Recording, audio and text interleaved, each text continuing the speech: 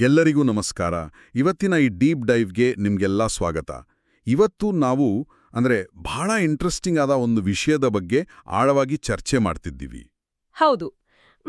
ನಾವೆಲ್ಲರೂ ಓದಿದ್ದೆಲ್ಲ ನಮಗೆ ಅರ್ಥ ಆಗಿದೆ ಅಂತ ಯಾಕೆ ಭ್ರಮೆ ಪಡ್ತೀವಿ ಅನ್ನೋದ್ರ ಬಗ್ಗೆ ಅಲ್ವಾ? ಎಕ್ಸಾಕ್ಟ್ಲಿ. ಕೇವಲ ಅರ್ಥ ಮಾಡ್ಕೊಳ್ಳೋದು ಮಾತ್ರ ಅಲ್ಲ, ನಿಜವಾದ ಕೌಶಲ್ಯನ ಸ್ಕಿಲ್ ಅನ್ನ ಹೇಗೆ ಬೆಳೆಸ್ಕೊಳ್ಳೋದು ಅಂತ. ಇದಕ್ಕೆ ನಾವು ಡಾಕ್ಟರ್ ಸುಜೇಂದ್ರ ಪ್ರಕಾಶ್ ಅವರ ಟಿಪ್ಪಣಿಗಳನ್ನ ಬಳಸ್ಕೊಳ್ತಿದ್ದೀವಿ. ಖಂಡಿತ. ಅವರ ಲೇಖನ ಸೀಕ್ರೆಟ್ 43 ಕೌಶಲ್ಯಗಳನ್ನು ನೀಡಲಾಗುವುದಿಲ್ಲ, ಅವುಗಳನ್ನು ನಿರ್ಮಿಸಬೇಕು ಅನ್ನೋದು. ಇದು ನಿಜಕ್ಕೂ ನಮ್ಮ ಕಣ್ಣು ತೆರೆಸುವಂತಹ ವಿಚಾರ. ಹೌದು. ಸೊ ಇದನ್ನು ಸ್ವಲ್ಪ ಬಿಡಿಸಿ ನೋಡೋಣ. ಈಗ ನೋಡಿ, ನಾವು ಮೊಬೈಲ್ ಫೋನ್ ಬಳಸೋದನ್ನ ಕಲಿಯೋಕೆ ಯಾವತ್ತಾದ್ರೂ ಟ್ಯೂಷನ್ ಕ್ಲಾಸಿಗೆ ಹೋಗಿದ್ದೀವಾ? ಇಲ್ಲ, ಖಂಡಿತ ಇಲ್ಲ. ಯಾರೂ ಹೋಗೋದಿಲ್ಲ. ಅಥವಾ ದಿನನಿತ್ಯ ಸಣ್ಣ ಪುಟ್ಟ ಸುಳ್ಳು ಹೇಳೋದಕ್ಕೆ ಅಥವಾ ಸೈಕಲ್ ಓಡಿಸೋದಕ್ಕೆ ಯಾರಾದ್ರೂ ಬೋರ್ಡ್ ಮೇಲೆ ಚಿತ್ರ ಬಿಡಿಸಿ ಪಾಠ ಮಾಡ್ತಾರಾ? ಅದು ತಾನಾಗೆ ಬಂದ್ಬಿಡುತ್ತಲ್ವಾ? ನಾವೆಷ್ಟೋ ಬಾರಿ ಯಾರಿಗೂ ಗೊತ್ತಾಗದ ಹಾಗೆ ಆ ಕೌಶಲ್ಯಗಳನ್ನ ಕರಗತ ಮಾಡ್ಕೊಳ್ತೀವಿ. ಕರೆಕ್ಟ್. ಆದ್ರೆ ಅದೇ ಒಂದು ಪಠ್ಯಪುಸ್ತಕನ ಅಥವಾ ಒಂದು ಹೊಸ ಸಾಫ್ಟ್ವೇರ್ ಕಲಿಯೋಕೆ 1 ವರ್ಷ ತಗೊಂಡ್ರು ಯಾಕೆ ಅದರ ಮೇಲೆ ಸಂಪೂರ್ಣ ಹಿಡಿತ ಸಾಧಿಸೋಕಾಗಲ್ಲ? ಅಲ್ಲಿಯೇ ಇರೋದು ನೋಡಿ ಅಸಲಿ ವಿಚಾರ. ಮೇಲ್ನೋಟಕ್ಕೆ ಇದು ಕೇವಲ ಓದೋದು ಮತ್ತೆ ಮಾಡೋದರ ನಡುವಿನ ವ್ಯತ್ಯಾಸ ಅಂತ ಅನ್ಸ್ಬೋದು. ಆದ್ರೆ ಇದರ ಹಿಂದೆ ಬೇರೆ ಏನಾದ್ರೂ ಇದೆಯಾ? ಹೌದು.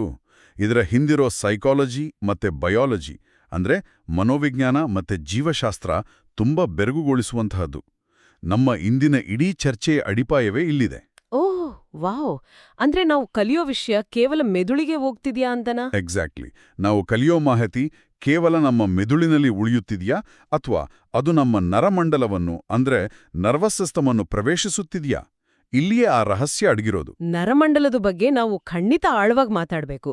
ಆದ್ರೆ ಅದಕ್ಕೂ ಮುನ್ನ ನನಗೊಂದು ನಿಜವಾದ ಸಮಸ್ಯೆ ಕಾಡ್ತಿದೆ. ಅದ್ರ ಬಗ್ಗೆ ಹೇಳ್ತೀನಿ. ಖಂಡಿತ ಹೇಳಿ. ಏನದು? ಮೊನ್ನೆ ನಾನೊಂದು ಯೂಟ್ಯೂಬ್ ವಿಡಿಯೋ ನೋಡ್ತಿದ್ದೆ. ಅದರಲ್ಲಿ ಒಬ್ಬ ಶೆಫ್ ಬಹಳ ಸುಲಭವಾಗಿ ಒಂದು ಕಾಂಪ್ಲೆಕ್ಸ್ ಆದ ಅಡಿಗೆ ಮಾಡ್ತಿದ್ದ. Okay, cooking video. ಆಮೇಲೆ ಏನಾಯ್ತು? ಆ ವಿಡಿಯೋನ ನಾನು 3 ಬಾರಿ ನೋಡಿದೆ. ಪ್ರತಿಯೊಂದು ಹಂತವೂ ನನಗೆ ಸ್ಪಷ್ಟವಾಗಿ ನೆನಪಿತ್ತು. ನಾನು ಮಾಡಬಲ್ಲೆ ಅಂತ ಕಾನ್ಫಿಡೆನ್ಸಿಂದ ಅಡಿಗೆ ಮನೆಗೆ ಹೋದೆ. ನನಗೆ ಗೊತ್ತಾಗ್ತಿದೆ ನೀವೆಲ್ಲಿಗೆ ಬರ್ತಿದ್ದೀರಾ ಅಂತ. ಹೌದು. ಗ್ಯಾಸ್ ಸ್ಟವ್ ಆನ್ ಮಾಡಿದ ತಕ್ಷಣ ಎಲ್ಲ ಗೊಂದಲಮಯ ಆಯಿತು.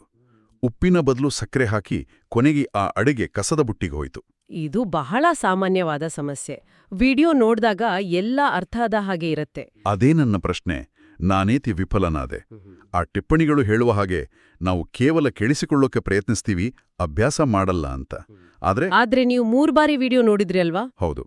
ಪಠ್ಯಪುಸ್ತಕನೂ ಕೂಡ ನಾವು ಪದೇ ಪದೇ ಓದ್ತೀವಲ್ಲ, ಆ ರೀತಿ ಪದೇ ಪದೇ ಓದೋದು ಅಥವಾ ನೋಡೋದು ಕೂಡ ಒಂದು ರೀತಿಯ ಅಭ್ಯಾಸ ಅಲ್ವಾ? ಇಲ್ಲ, ಅಲ್ಲಿಯೇ ನಾವು ಎಡುತ್ತಿರೋದು. ಪದೇ ಪದೇ ಓದೋದನ್ನೇ ಅಥವಾ ನೋಡೋದನ್ನೇ ನಾವು ಅಭ್ಯಾಸ ಅಂತ ತಪ್ಪ ಭಾವಿಸಿದೀವಿ. ಓದೋದು ಅಭ್ಯಾಸ ಅಲ್ವಾ ಹಾಗಾದ್ರೆ? ಇಲ್ಲ. ಓದೋದು ಅಥವಾ ವಿಡಿಯೋ ನೋಡೋದು ಅನ್ನೋದು ಕೇವಲ ಮಾಹಿತಿನ ಸಂಗ್ರಹ ಮಾಡೋ ಒಂದು ನಿಷ್ಕ್ರಿಯ ಪ್ರಕ್ರಿಯೆ. ಅದೊಂದು ಪ್ಯಾಸಿವ್ ಪ್ರಾಸೆಸ್. ಕೇವಲ ಇನ್ಫಾರ್ಮೇಶನ್ ಕಲೆಕ್ಟ್ ಮಾಡೋದು ಅಂತ. ಹೌದು. ನಾವು ಪುಸ್ತಕ ಓದಿದಾಗ ನಮ್ಮ ಕಣ್ಣುಗಳು ಪದಗಳನ್ನ ಗ್ರಹಿಸುತ್ತೆ, ಮೆದುಳು ಆ ವಾಕ್ಯಗಳ ತರ್ಕನ ಅರ್ಥ ಮಾಡ್ಕೊಳ್ಳುತ್ತೆ. ಆದ್ರೆ ಆ ಜ್ಞಾನನ ನಮ್ಮದಾಗಿಸ್ಕೊಂಡು ನಾವು ಸ್ವತಃ ಮಾಡೋದಿಲ್ಲ ಅಂತಲ್ವಾ? ಕರೆಕ್ಟ್. ನಮ್ಮ ಕೈಯಾರೆ ಮರು ಉತ್ಪಾದಿಸುವ ಕೆಲ್ಸನ ನಾವು ಮಾಡಲ್ಲ.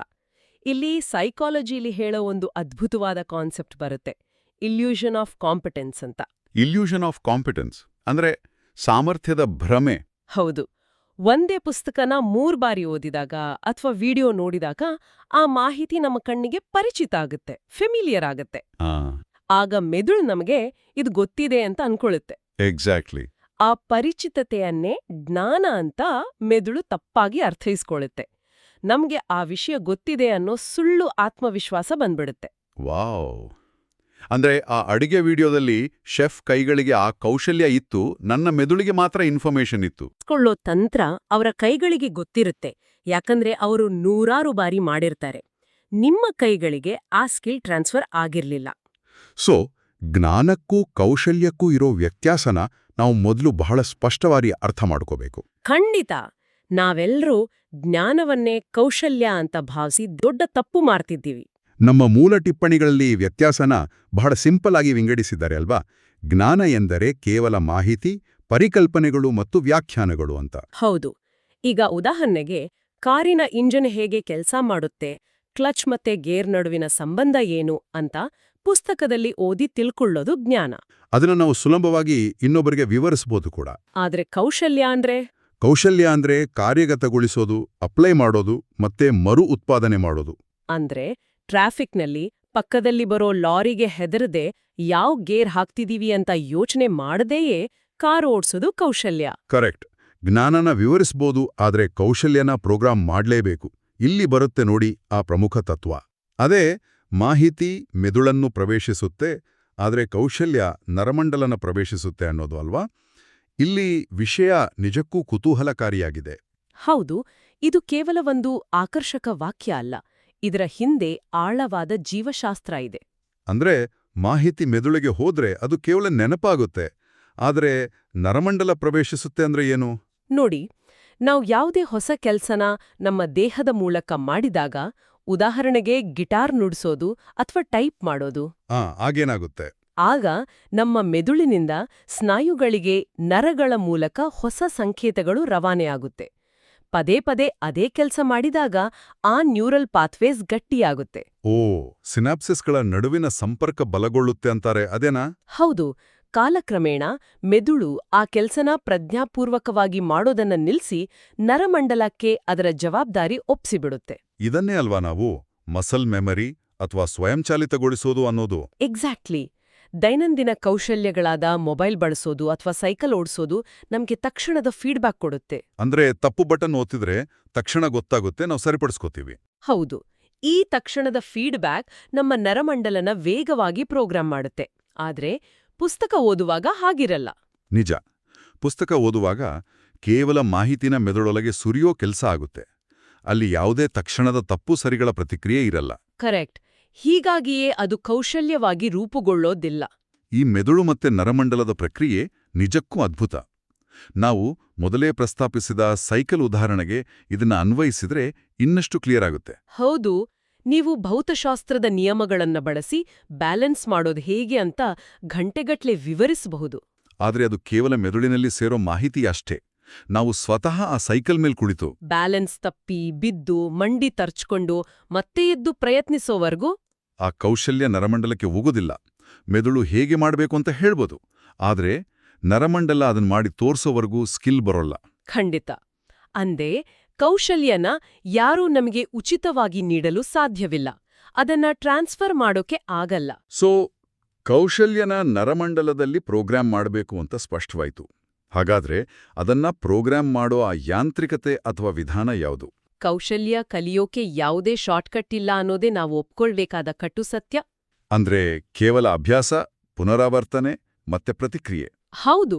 ಜೊತೆಗೆ ತಿದ್ದುಪಡಿ ಮತ್ತು ಮುಖ್ಯವಾಗಿ ಟ್ರಯಲ್ ಅಂಡ್ ಎರರ್, ಅಂದ್ರೆ ಪ್ರಯತ್ನ ಮತ್ತು ತಪ್ಪುಗಳ ಮೂಲಕವೇ ಆಗಬೇಕು. ಈ ಪ್ರಯತ್ನ ಮತ್ತು ತಪ್ಪುಗಳ ಪ್ರಕ್ರಿಯೆಯಲ್ಲಿ 4 ಸ್ಪಷ್ಟ ಹಂತಗಳಿದೆ ಅಂತ ಲೇಖನದಲ್ಲಿ ಹೇಳಿದಾರಲ್ವಾ? ಹೌದು. ಮೊದಲನೇದು ಪ್ರಯತ್ನಿಸುವುದು. ಇದು ಕೇವಲ ಓದೋದಲ್ಲ, ಆ ಕೆಲಸ ಮಾಡಲು ಕೈ ಹಾಕುವುದು. ಎರಡನೇದು ಆ ಪ್ರಯತ್ನದಲ್ಲಿ ತಪ್ಪುಗಳನ್ನ ಮಾಡೋದು.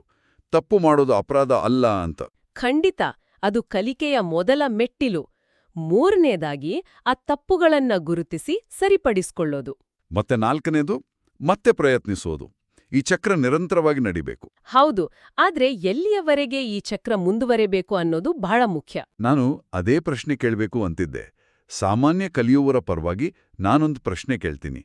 ನಾವು ಒಂದು ಕಠಿಣವಾದ ಲೆಕ್ಕ ಅಥವಾ ಕೋಡಿಂಗ್ ಪ್ರಾಬ್ಲಮ್ ಒಮ್ಮೆ ಬಿಡಿಸಿದ ತಕ್ಷಣ ಸುಸ್ತಾಗುತ್ತೆ. ಹೌದು. ಅಬ್ಬಾ, ಕೊನೆಗೂ ಉತ್ತರ ಬಂತು ಅಂತ ಲ್ಯಾಪ್ಟಾಪ್ ಮುಚ್ಚಿಡ್ತೀವಿ. ಆದ್ರೆ ನಮ್ಮ ಅಧ್ಯಯನ ಹೇಳುತ್ತೆ ಶೂನ್ಯ ತಪ್ಪುಗಳು ಅಂದ್ರೆ 0 ಎರರ್ಸ್ ಬರೋವರೆಗೆ ಮುಂದುವರಿಸಬೇಕು ಅಂತ. ಅಷ್ಟೇ ಅಲ್ಲ, 2 ಸತತ ದೋಷ ಮುಕ್ತ ಪ್ರದರ್ಶನಗಳು ಬರೋವರೆಗೂ ನಿಲ್ಲಿಸಬಾರ್ದು. 2 ಕಾನ್ಸಿಕ್ಯೂಟಿವ್ ಎರರ್ ಫ್ರೀ ಪರ್ಫಾರ್ಮೆನ್ಸ್. ಒಂದೇ ಕೆಲ್ಸನ ಯಾವುದೇ ತಪ್ಪು ಮಾಡದೆ ಸತತ 2 ಬಾರಿ ಮಾಡಬೇಕು ಅಂದ್ರೆ ಅದು ತುಂಬಾ ಶ್ರಮದಾಯಕ ಅಲ್ವಾ? ಜನರಿಗೆ ಅಷ್ಟೊಂದು ತಾಳ್ಮೆ ಇಲ್ಲಿಯಾ? ನೀವೆತ್ತಿದ ಈ ಪ್ರಶ್ನೆ ಬಹುಪಾಲು ಜನರ ಮನಸ್ಸಿನಲ್ಲಿದೆ. ಒಮ್ಮೆ ಸರಿಯಾಗಿ ಮಾಡಿದ್ರೆ ಸಾಕು ಅನ್ನೋದು ನಮ್ಮ ಮೆದುಳಿನ ಸೋಮಾರಿತನದ ಲಕ್ಷಣ. ಅಂದ್ರೆ ಒಮ್ಮೆ ಸರಿಯಾಗಿ ಮಾಡೋದು ಆಕಸ್ಮಿಕ ಆಗಿರ್ಬೋದಾ? ಖಂಡಿತ. ಒಂದು ಲೆಕ್ಕ ಬಿಡಿಸುವಾಗ ಅಥವಾ ಗಿಟಾರ್ ನುಡಿಸುವಾಗ ಮೊದಲ ಬಾರಿ ಸರಿಯಾಗಿ ಬಂದದ್ದು ಕೇವಲ ಅದೃಷ್ಟ ಅಥವಾ ಆ ಕ್ಷಣದ ಅತಿಯಾದ ಏಕಾಗ್ರತೆಯಿಂದ ಆಗಿರಬಹುದು. ಹಾಗಾಗಿ ಈ 2 ಸತತ ದೋಷ ಮುಕ್ತ ಪ್ರದರ್ಶನ ಅನ್ನೋದು ಬಂಗಾರದ ನಿಯಮ ಅಂತೀರಾ? ಅದು ಆಕಸ್ಮಿಕ ಅಲ್ಲ. ಆ ಕೌಶಲ್ಯ ನರಮಂಡಲದಲ್ಲಿ ಶಾಶ್ವತವಾಗಿ ಕನ್ಸಾಲಿಡೇಟ್ ಆಗಿದೆ ಅಂತ ಅರ್ಥ. ಆದ್ರೆ ಇದು ತುಂಬಾ ಕಷ್ಟ ಅಲ್ವಾ? ಹೌದು, ಶ್ರಮದಾಯಕ. ಇದನ್ನ ಮನೋವಿಜ್ಞಾನದಲ್ಲಿ ಕಾಗ್ನಿಟಿವ್ ಸ್ಟ್ರೈನ್ ಅಥವಾ ಅರಿವಿನ ಆಯಾಸ ಅಂತ ಕರೀತಾರೆ. ಹೊಸ ನ್ಯೂರಲ್ ಪಾಥ್ವೇ ಸೃಷ್ಟಿಸಲು ಮೆದುಳು ಶಕ್ತಿ ವಹಿಸಬೇಕು. ಸೊ ನಾವು ಒಮ್ಮೆ ಯಶಸ್ವಿ ಆದ ತಕ್ಷಣ ಅಲ್ಲಿಗೆ ನಿಲ್ಲಿಸಿದ್ರೆ ಆ ಪಾತ್ವೆ ದುರ್ಬಲವಾಗಿ ಉಳಿಯುತ್ತೆ ಮತ್ತೆ ಮರ್ತು ಹೋಗ್ತೀವಿ. ವಾವ್, ಈಗ ನನ್ಗೆ ಅರ್ಥ ಆಗ್ತಿದೆ. ಏನು ಅರ್ಥ ಆಯಿತು? ಸ್ಟೂಡೆಂಟ್ಸ್ ಪಠ್ಯಪುಸ್ತಕದಲ್ಲಿ ಕೇವಲ ಹೈಲೈಟ್ ಮಾಡೋದನ್ನು ಯಾಕೆ ಇಷ್ಟಪಡ್ತಾರೆ ಅಂತ. ಹಳೇದಿ ಹಸಿರು ಪೆನ್ನುಗಳಿಂದ ಬಣ್ಣ ಬಳಿಯೋದು ತುಂಬಾ ಸುಲಭ. ಎಕ್ಸಾಕ್ಟ್ಲಿ. ಅಲ್ಲಿ ಯಾವುದೇ ಕಾಗ್ನಿಟಿವ್ ಸ್ಟ್ರೇನ್ ಇಲ್ಲ, ಮೆದುಳಿಗೆ ಆಯಾಸ ಇಲ್ಲ. ಇದನ್ನೇ ಕಾಗ್ನೆಟಿವ್ ಈಸ್ ಅನ್ಬೋದಾ? ಸುಂದರವಾಗಿ ಹೈಲೈಟ್ ಮಾಡಿದ ಪುಸ್ತಕ ನೋಡಿದಾಗ ನಾವೇನೋ ದೊಡ್ಡದನ್ನ ಓದಿ ಮುಗಿಸಿದ್ವಿ ಅನ್ನೋ ಭ್ರಮೆ.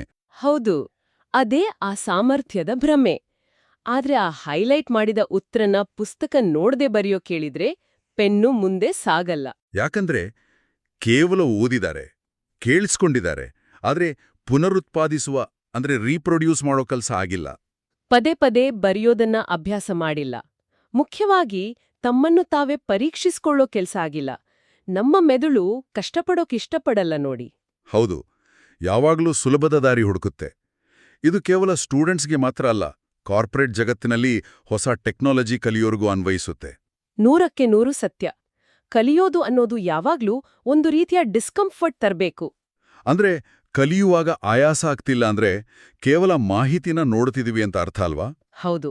ಇಲ್ಲಿ ನಾವು ಸಮಯದ ಭ್ರಮೆಯ ಬಗ್ಗೆಯೂ ಮಾತಾಡಬೇಕು. ಕೌಶಲ್ಯ ಕಲಿಯೋ ಆ ಲರ್ನಿಂಗ್ ಮೊಮೆಂಟ್ ಅಂದ್ರೆ ಆಹಾ ಮೊಮೆಂಟ್ ತುಂಬಾ ವೇಗವಾಗಿರುತ್ತೆ. ಅಂದ್ರೆ ಒಂದು ಗಣಿತದ ಸೂತ್ರ ಹೇಗೆ ಕೆಲಸ ಮಾಡುತ್ತೆ ಅಂತ ಒಮ್ಮೆ ಅರ್ಥ ಆದಾಗ ಕಣ್ಣು ಮಿಟ್ಕಿಸುವಷ್ಟರಲ್ಲಿ ಆ ಜ್ಞಾನ ನಮದಾಗತ್ತೆ. ಆದ್ರೆ ಅರ್ಥ ಆಗೋದ್ ಬೇರೆ, ಅದನ್ನ ಕಾರ್ಯಗತಗೊಳಿಸೋದು ಬೇರೆ. ಆ ಕೌಶಲ್ಯನ ಆಟೋಮೇಟ್ ಮಾಡೋಕೆ ಸಾಕಷ್ಟು ಪುನರಾವರ್ತನೆ ಬೇಕು. ನ್ಯೂರಲ್ ಪಾತ್ವೇಗಳು ಗಟ್ಟಿಯಾಗೋಕೆ ಸಮಯ ಬೇಕು. ಆದ್ರೆ ನಮಗರ್ಥ ಆದ ತಕ್ಷಣ ಎಲ್ಲ ಮುಗೀತು ಅಂತ ಅಂದ್ಕೊಡ್ತೀವಲ್ವಾ? ಅದೇ ಇಂದಿನ ಅತಿ ದೊಡ್ಡ ಸಮಸ್ಯೆ. ನಾವು ತಿಳುವಳಿಕೆಯನ್ನೇ ಕೌಶಲ್ಯ ಅಂತ ತಪ್ಪಾಗಿ ಭಾವಿಸುವ ರೋಗಕ್ಕೆ ತುತ್ತಾಗಿದ್ದೀವಿ. ಸ್ವತಃ ಆ ಕೆಲ್ಸನ ಮಾಡಿ ಪ್ರದರ್ಶನ ನೀಡೋವರೆಗೂ ನಾವದನ್ನ ಕಲ್ತಿಲ್ಲ ಅನ್ನೋ ಕಠಿಣ ಸತ್ಯನ ಒಪ್ಕೊಳ್ಳೇಬೇಕು. ಖಂಡಿತವಾಗಿಯೂ. ಇದೊಂದು ಅದ್ಭುತವಾದ ವಿಶ್ಲೇಷಣೆ. ನಾವು ಈ ಸಂಪೂರ್ಣ ಚರ್ಚೆನ ಒಟ್ಟುಗೂಡಿಸೋದಾದ್ರೆ ನಮ್ಗೆ ಸ್ಪಷ್ಟವಾಗೋ ದೊಡ್ಡ ಸತ್ಯ ಇದೆ. ಹೌದು, ನಾವು ಯಾರಿಗೂ ಸೈಕಲ್ ಓಡಿಸೋದನ್ನಾಗಲಿ ಲೆಕ್ಕ ಬಿಡಿಸೋದನ್ನಾಗಲಿ ಬೋಧಿಸಲು ಸಾಧ್ಯವಿಲ್ಲ. ನಾವು ಕೇವಲ ಮಾರ್ಗದರ್ಶನ ಮಾಡ್ಬೋದು ಅಷ್ಟೇ. ಕಲಿಯೋ ವ್ಯಕ್ತಿ ಸ್ವತಃ ಪೆನ್ ಹಿಡಿದು ಬರೀಬೇಕು, ಸೈಕಲ್ ಮೇಲೆ ಕುಳಿತು ಬ್ಯಾಲೆನ್ಸ್ ಮಾಡಬೇಕು, ತಪ್ಪುಗಳನ್ನ ಮಾಡಬೇಕು, ಅದನ್ನ ತಿದ್ದುಕೊಳ್ಬೇಕು. ಕೌಶಲ್ಯನ ಯಾರಿಗೂ ಉಡುಗೊರೆಯಾಗಿ ನೀಡಲು ಸಾಧ್ಯವಿಲ್ಲ. ಅದನ್ನ ಹಂತ ಹಂತವಾಗಿ ಶ್ರಮದಿಂದ ಸತತ 2 ದೋಷ ಮುಕ್ತ ಪ್ರದರ್ಶನಗಳು ಬರೋವರೆಗೂ ನಿರ್ಮಿಸಬೇಕು. ಇದೇ ಸೀಕ್ರೆಟ್ 43 ಲೇಖನದ ಅಂತಿಮ ಸಂದೇಶ. ಜ್ಞಾನ ಮೆದುಳಿನಲ್ಲಿದ್ರೆ ಕೌಶಲ್ಯ ನರಮಂಡಲದಲ್ಲಿರುತ್ತೆ. ಈ ಚರ್ಚೆನ ಮುಕ್ತಾಯ ಮಾಡೋ ಮುನ್ನ ನಾನೊಂದು ಅಂತಿಮ ಪ್ರಚೋದನಾತ್ಮಕ ಪ್ರಶ್ನೆನ ಕೇಳುಗರ ಮುಂದಿಡಲು ಬಯಸ್ತೀನಿ. ಖಂಡಿತ, ಹೇಳಿ. ಇಂದು ನಾವು ಯೂಟ್ಯೂಬ್, ಇನ್ಸ್ಟಾಗ್ರಾಂನಲ್ಲಿ ಸಾವಿರಾರು ಗಂಟೆಗಳ ಕಾಲ ಮನೆ ರಿಪೇರಿ ಮಾಡೋ ಅಥವಾ ಮರಗೆಲಸ, ಕೋಡಿಂಗ್ ಮಾಡೋ ವಿಡಿಯೋ ನೋಡ್ತೀವಿ. ಹೌದು, ತುಂಬಾ ಜನ ನೋಡ್ತಾರೆ. ಆ ದೃಶ್ಯಗಳು ಮೆದುಳಿನಲ್ಲಿದೆ. ಪ್ರಕ್ರಿಯೆ ಅರ್ಥವಾಗಿದೆ ಅನ್ನೋ ಒಂದೇ ಕಾರಣಕ್ಕೆ ನಾವು ಇದನ್ನ ಮಾಡಬಲ್ಲೆವು ಅನ್ನೋ ಬಹುದೊಡ್ಡ ಭ್ರಮೆಯಲ್ಲಿ ಬದುಕ್ತಿದ್ದೀವಾ? ಇದು ಯೋಚನೆ ಮಾಡಬೇಕಾದ ವಿಷಯ. ನಾವು ನಮ್ಮ ಕೈಯಾರೆ ಆ ಉಪಕರಣಗಳನ್ನು ಹಿಡಿದು ಕೆಲಸ ಮಾಡೋವರೆಗೂ ಆ ಜ್ಞಾನ ಕೇವಲ ಒಂದು ಮನೋರಂಜನೆ ಮಾತ್ರ ಅಲ್ವಾ? ನಾವು ಜ್ಞಾನನ ಕೌಶಲ್ಯ ಅಂತ ಭ್ರಮಿಸಿ ಕೇವಲ ಮನೋರಂಜನೆ ಸೇವಿಸ್ತಿದ್ಯಾ? ಅರೆ, ಆ ವಿಡಿಯೋ ನೋಡಿ ನಮ್ಗೆಲ್ಲ ಅರ್ಥ ಆಯ್ತು ಅಂದ್ಕೊಳ್ಳೋದು ಈಜುಕೊಳದ ದಡದಲ್ಲಿ ನಿಂತು ಈಜೋ ಬಗ್ಗೆ ಪುಸ್ತಕ ಓದಿ ನಾನೊಬ್ಬ ಒಲಿಂಪಿಕ್ ಈಜುಗಾರನಾದೆ ಅಂತ ಅನ್ಕೊಂಡಷ್ಟೇ ಹಾಸ್ಯಾಸ್ಪದ ಅಲ್ವಾ? ಎಕ್ಸಾಕ್ಟ್ಲಿ. ಈ ಪ್ರಶ್ನೆ ನಮ್ಮೆಲ್ಲರನ್ನೂ ಕಾಡಬೇಕು. ಖಂಡಿತ. ಇಂದಿನ ನಮ್ಮ ಈ ಅಧ್ಯಯನ ನಮ್ಮದೇ ಆದ ಕಲಿಕೆಯ ವಿಧಾನಗಳನ್ನು ಮರುಪರಿಶೀಲಿಸಲು ಒಂದು ಅತ್ಯುತ್ತಮ ಅವಕಾಶ ನೀಡಿದೆ. ಹೌದು, ಮುಂದಿನ ಬಾರಿ ಹೊಸ ವಿಷಯ ಕಲಿಯಲು ಹೋದಾಗ ನಾವು ಮೆದುಳಿಗೆ ಮಾಹಿತಿ ತುಂಬುತ್ತಿದ್ದೀವಾ ಅಥವಾ ನರಮಂಡಲದಲ್ಲಿ ಕೌಶಲ್ಯ ನಿರ್ಮಿಸುತ್ತಿದ್ದೀವಾ ಅಂತ ನಮಗೆ ನಾವೇ ಕೇಳ್ಕೊಳ್ಳೋಣ. ನರಮಂಡಲದ ಕಡೆಗೆ ನಮ್ಮ ಪಯಣ ಸಾಗಲಿ. ಈ ವಿಶೇಷ ಚರ್ಚೆಯಲ್ಲಿ ನಮ್ಮೊಂದಿಗೆ ಪಾಲ್ಗೊಂಡಿದ್ದಕ್ಕಾಗಿ ಧನ್ಯವಾದಗಳು. ಕಠಿಣವಾದ ವಿಷಯಗಳನ್ನು ಕಠಿಣ ಪರಿಶ್ರಮದಿಂದ ಕೌಶಲ್ಯವಾಗಿ ಪರಿವರ್ತಿಸುವ ಶಕ್ತಿ ನಮ್ಮೆಲ್ಲರಿಗೂ ಸಿಗಲಿ. ಮುಂದಿನ ಬಾರಿ ಮತ್ತೊಂದು ಕುತೂಹಲಕಾರಿ ವಿಷಯದೊಂದಿಗೆ ಭೇಟಿಯಾಗೋಣ.